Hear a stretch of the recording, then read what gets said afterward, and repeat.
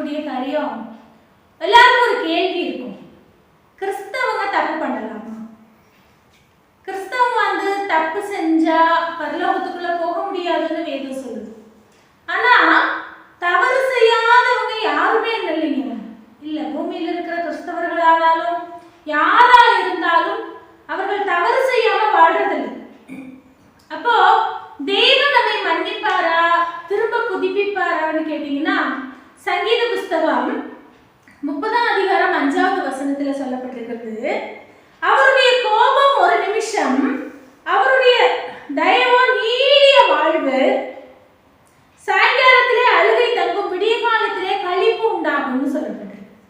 அப்போ தேவன் சொல்றாரு, சாயங்காலத்திலே அழுகையோடு இருந்தா விடிய காலத்திலே களிப்போடு மாறுகிறவர்கள் தான் கிறிஸ்தவர்கள்.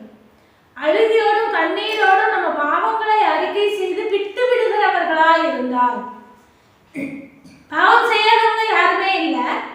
அப்ப அந்த பாவத்துக்காக மனம் திரும்பி அழுகையோடு கண்ணீர் சிந்தி ஜெபித்து அதை விட்டு விடுகிறவர்களா இருந்தால் காலையில் மகிழ்ச்சி உண்டாகும், சந்தோஷம் உண்டாகும். நம்ம தகப்பன் மன்னியாதவரோ, அப்படி நீங்க அவ்வளவுதான் சொல்லுகிறவரோ அல்ல, நேசிப்பவர். அப்ப எந்த பாவமா இருந்தாலும் திரும்ப நான் அதை செய்ய மாட்டேன்னு ஒப்பு கொடுத்து விட்டு விட்டு அறிக்கை செய்து விட்டு விட்டு அவருடைய கருத்துல திரும்பவும் பிள்ளைகளாகலாம்.